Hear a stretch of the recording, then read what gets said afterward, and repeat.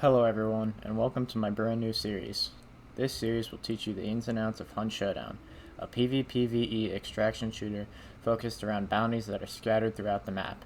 Your goal in this game is to find and kill a bounty target without dying to other players.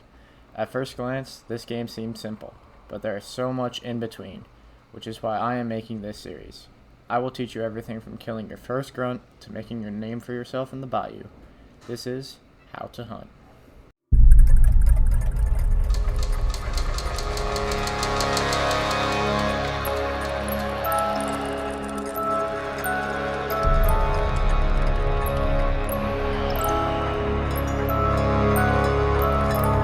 There are three types of weather that you will experience when playing the game: middle of the day, middle of the night, and rain.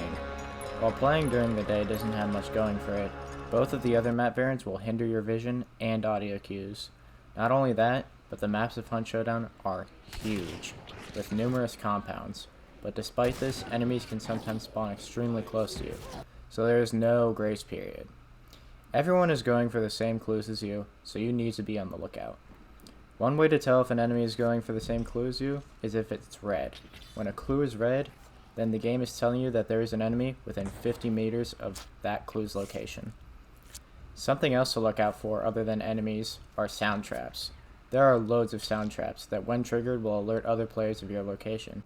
These sound traps are flocks of crows and ducks, which will scream and fly away from you in the opposite direction; crippled horses, which will neigh until you kill them, causing extremely loud sounds; and chicken/dog pens, which won't stop causing ruckus until the lantern above them is shot, killing the animals below. These sound traps are very loud, and despite the map being huge, players can pinpoint your location even if you're hundreds of meters away. Keep in mind that if you shoot a gun while next to any of these animals, they will get scared, creating noise, making it harder to hear enemy players. Planning and altering your route is something you should have been thinking about when running, and I will teach you how to do this in the next episode. Throughout the map, you will also find many collectibles which will give you tools for your current and future games. Collectibles which will help you in your current situation are toolboxes, which will give you one random consumable or tool; ammo crates, which will replenish some of your ammunition; special ammo crates, which will replenish some of your special ammo if you have any equipped; 4 different two-handed melee weapons; stationary medkits, which will heal 100 health; beetle nests, which will give you one of the 3 beetle types;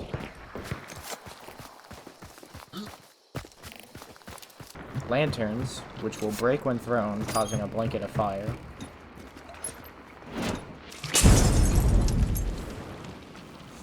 bear traps, which will cause the enemy to take damage and bleed when being stepped in; and trait spurs, which will give you a random trait that will be applied to your hunt. These next few collectibles will only be given to you if you can extract in the same game that you collected them. These collectibles are envelopes, which will give you experience or trait points for you and your hunter; cash registers and purses, which will give you a random amount of hunt dollars used to buy equipment;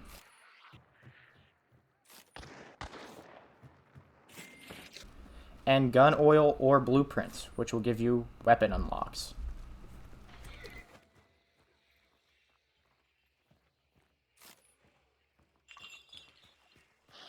Now I want to talk to you more about the compounds. In every compound you will find multiple collectibles, with each boss compound having more collectibles than the rest. Most of the fights you will have in this game will be in the compounds, and in every compound there are gaps and cracks that you can shoot through. While most of these gaps may not look useful at first glance, many are a sort of one-way angle, where you can spot the enemy, but the enemy won't see you until it's too late. Use these to your advantage, because the biggest advantage you can have in this game is being the first to see the enemy. Another thing is, these cracks are good for wall banging. If an enemy is standing in a crack, they will block light, informing you that they're standing behind that wall. When noticing this, you should immediately shoot through this wall, because 100% of all damage is transferred when you hit someone through a wall. Based on your ammo type, you can penetrate through thicker material, and I will go more in depth in this in later episodes. Come on! You're almost dead, asshole!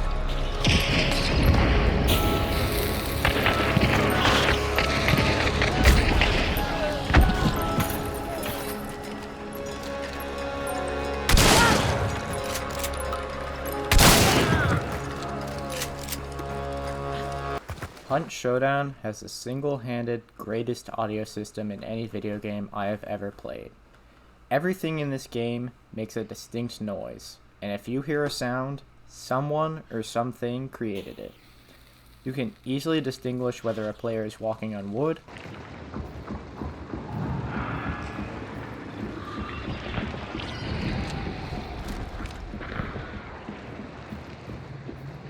metal,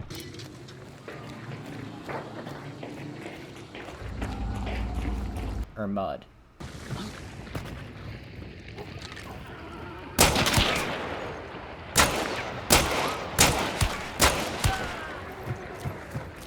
Very, very easily. You can tell them if they are sprinting, walking, or crouched. Every action, and I mean every action a player does, you can hear. Obviously, you can hear an enemy shoot, but you can also hear them do a melee attack and even aim down sights.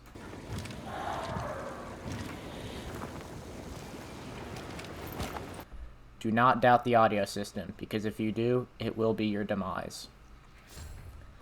The loudest things you will hear in Hunt are the gunshots, and you can hear these from hundreds of meters away.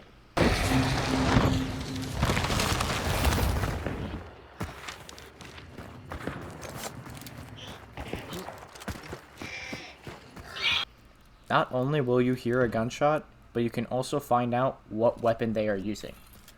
Every weapon makes its own distinct noise, so you easily know what you're dealing with and how you should fight the enemy. Knowing the difference between the sound of a shotgun and a rifle is crucial, because this will tell you if you need to play long or close range. The quicker you learn which sound each gun makes, the better off you will be and the more fights you will win. The environment also makes plenty of noise too. Not only are there aforementioned animals, but you can also step on a stick, breaking it, causing a sound, the opening of a door informing you of incoming push, and everything in between.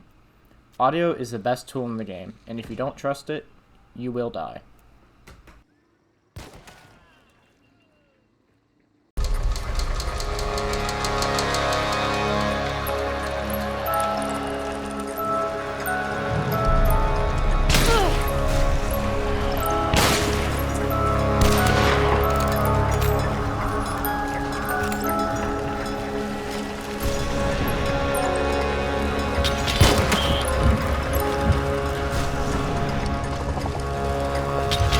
This next segment is dedicated to telling you about things to pay attention to while you're in a fight or killing a boss. These aspects of the environment are hidden but extremely useful. Tip number 1. While in the boss compound, go into dark sight. The boss icon will flash either white or red. If the icon flashes white, it means no one else is in the compound with you. But if the icon flashes red, there are enemies nearby. Always check this before and during your fight with the boss, since the boss is loud and you may not hear the approaching enemy. Tip number 2. When an enemy player has a bounty, they are marked on the map, and when using dark sight, you will see a lightning bolt falling from the sky telling you the bounty player's current location. This tip is mainly for finding out if an enemy is running away though. Tip number 3. When a hunter dies, their body will fall in the opposite direction that they were shot from. For example, if I'm shot in the face, my body will fall backwards. Or if I'm shot in my right side, my body will fall to the left, and vice versa. If your teammate dies and you don't know where from, take a look at their body. This will tell you where the enemy shot from, and where they will most likely still be. Tip 4. You can burn player bodies. By throwing a lantern, firebomb, or flare at the body, it will catch fire and slowly burn away. Any health chunks that player has left will dissipate. The fire can only be extinguished with a choke bomb or by beginning a revive. Tip 5. I'm now going to play 2 audio clips, and I want you to pay very close attention to them. Ready?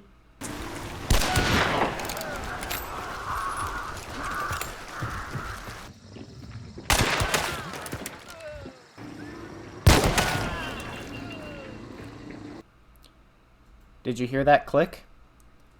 The second and third shots were headshots. Whenever you kill somebody with a headshot in Hunt, this hit marker will play. This is extremely useful for when you are out of earshot of the enemy's death cry. Tip 6. You can holster your weapons by holding down Q.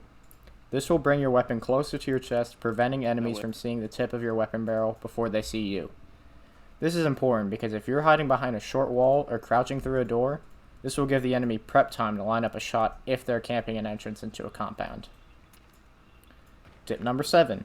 You can hit doors and windows with a melee attack, which will open them much quicker than if you were to interact with them.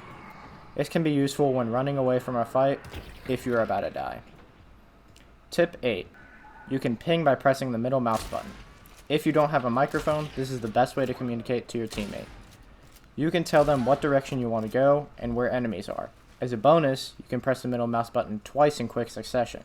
The ping will then turn red, informing your teammate that you're pinging an enemy's location. The final tip I want to tell you is the deafening from gunshots. If you fire bullets from your gun in quick succession, your character will begin to go deaf. The effects will go away after a couple seconds. However, a couple seconds is enough for an enemy teammate to sneak up onto you.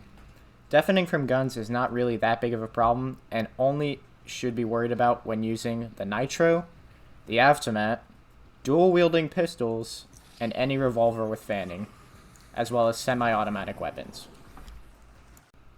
Well guys, that does it for this video. I hope you enjoyed, and I really hope that you learned something.